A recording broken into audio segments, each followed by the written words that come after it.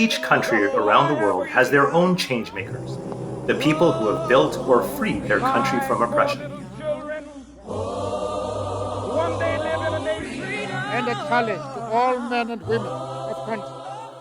The Philippines, an island archipelago composed of over 7,000 islands, has their own.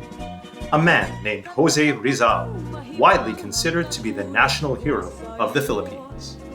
José Protasio Rizal Mercado y Alonso Realondo, or José Rizal for short, was born in 1861 to a prosperous Filipino father and a Chinese mother. In spite of their wealth, both of his parents faced discrimination because neither of them were actually born inside of the archipelago. At the time, the Philippines was under Spanish colonial rule. Rizal studied at the University of Santo Tomas in the city of Manila, the capital of the Philippines. There he studied law and then medicine, specializing in ophthalmology, which is a branch of medicine dealing with eye diseases, as Rizal had learned his mother was going blind. Rizal was known as a very intelligent student, and thus in May of 1882, he traveled alone to Madrid, Spain, to continue his studies in medicine.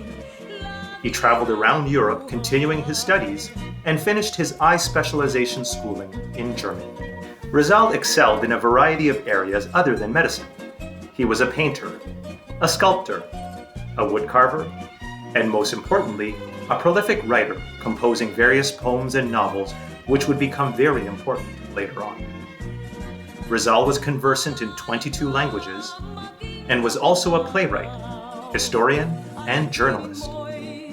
Rizal had varying degrees of knowledge in a plethora of other subjects such as architecture, economics, martial arts, anthropology, and pistol shooting. Before Rizal left Germany, he wrote his first famous novel, entitled Noli Me Tangere, which discussed how the Catholic Church in the Philippines had promoted Spanish colonialism, which he condemned. He briefly returned to the Philippines but was shadowed by the police due to the nature of his first novel.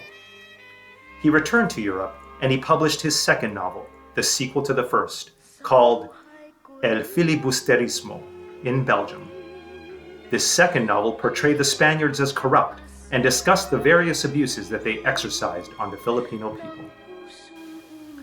Rizal returned to Manila in 1892, became the leader of the propaganda movement, and contributed articles that communicated his stance on the current state.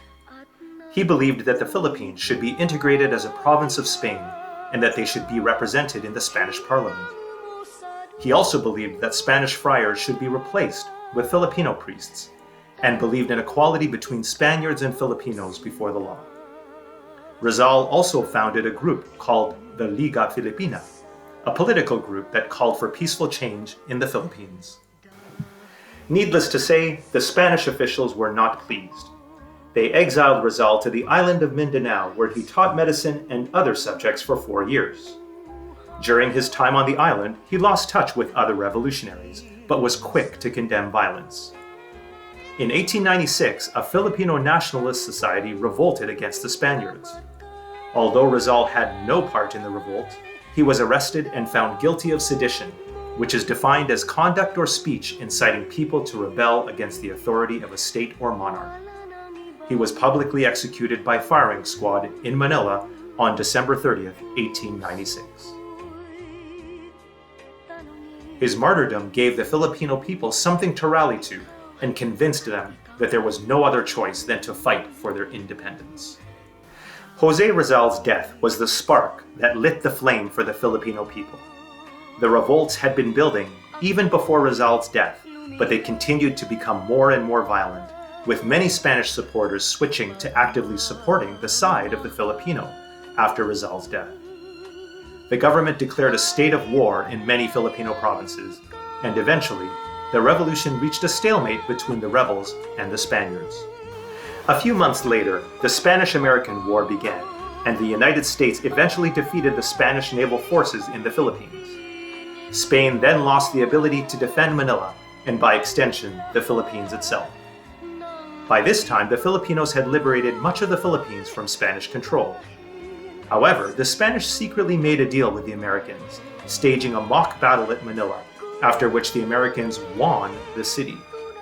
In reality, the Americans bought the Philippines for $20 million, at which point Spanish rule in the Philippines ended. The Filipinos established the first Philippine Republic in Manila, but America refused to recognize the state.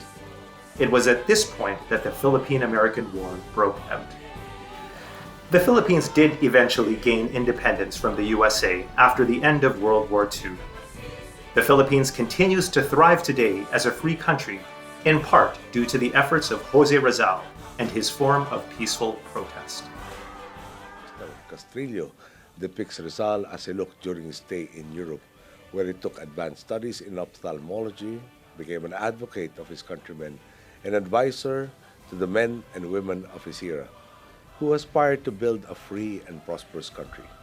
The world of José Rizal was one in which the peoples of our part of the world could only dream of self-government. In the generations that have passed since Rizal, Filipinos and Australians alike have come to enjoy both the blessings and the promise of democracy. Democracy where the people themselves can chart their own destiny and seek the prosperity, stability, and peace they fully deserve.